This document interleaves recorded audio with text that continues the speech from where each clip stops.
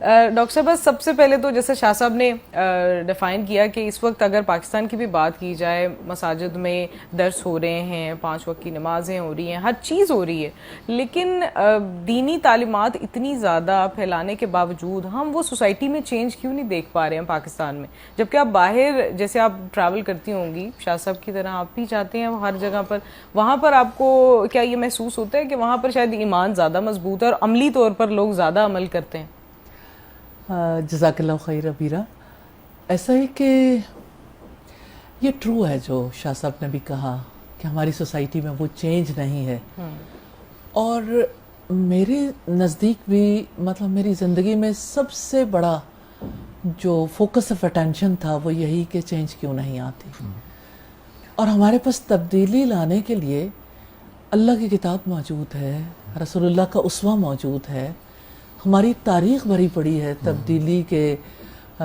ہم کتنے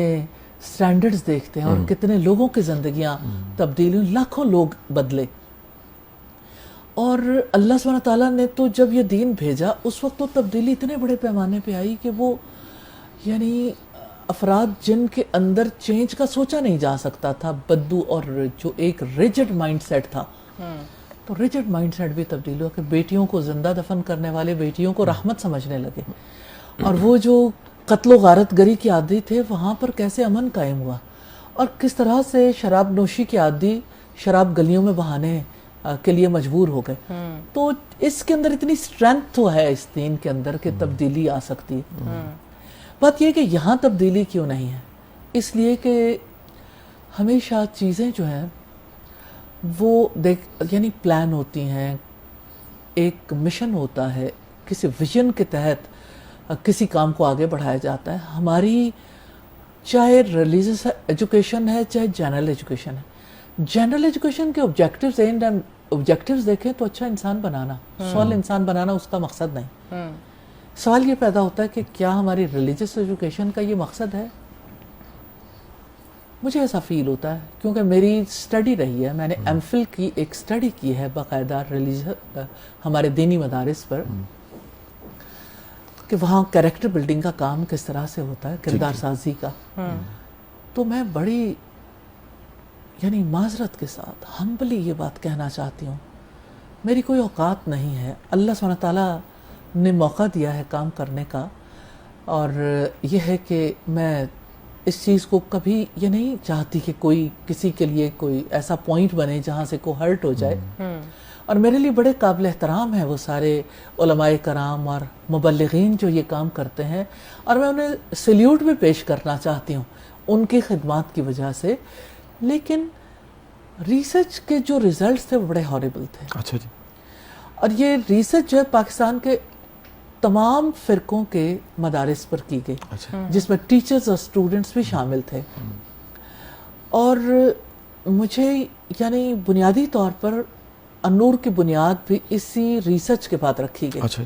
کیونکہ میں تو یونیورسٹی میں پڑھاتی تھی، میرے تو یعنی زندگی میں یہ پلان نہیں تھا کہ میں اس طرح سے اس پیمانے پہ آ کے کام کروں گی۔ پرسنلی میں قرآن پڑھاتی تھی،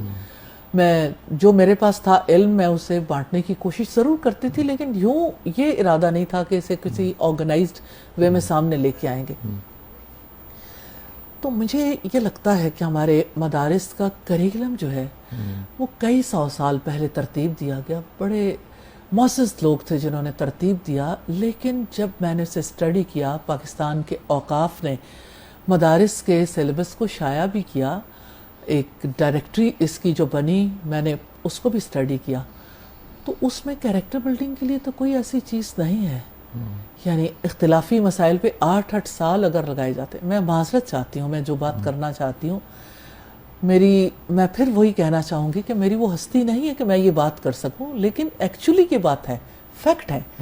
کہ لوگوں کو جو پڑھایا جاتا ہے، لوگ جیسے مثال کے طور پر قرآن مجید پورے کا پورا قرآن کسی مدرسے کے نصاب میں شامل نہیں ہے، یعنی سب سے اہم کتاب اللہ کی کتاب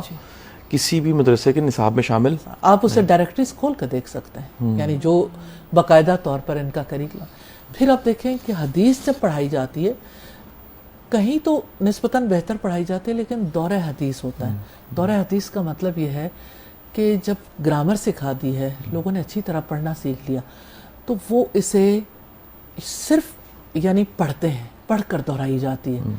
نارملی حدیث کو بھی جس طرح سے پڑھانے کا حق ہے کم جگہوں پر پڑھائی جاتی ہے, بالکل ایسے اور صرف ایک نا ریوائز کروا دیا جاتا ہے کہ لوگ اسے پڑھ سکتے ہیں, زیر زبر کے بغیر بھی پڑھ سکتے ہیں. یہ استعداد ضرور پیدا ہوتی ہے کہ زیر زبر کے بغیر پڑھ لیں,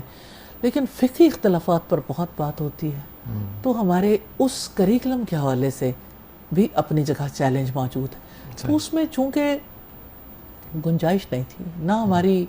جنرل ایجوکیشن میں, نہ ہماری پروفیشنل ایجوکیشن میں, نہ ہماری ریلیجس ایجوکیشن میں, تو جب آپ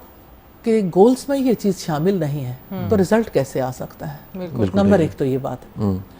نمبر دو یہ بات ہے کہ یعنی اللہ کی کتاب اور رسول اللہ صلی اللہ علیہ وسلم کی سنت سے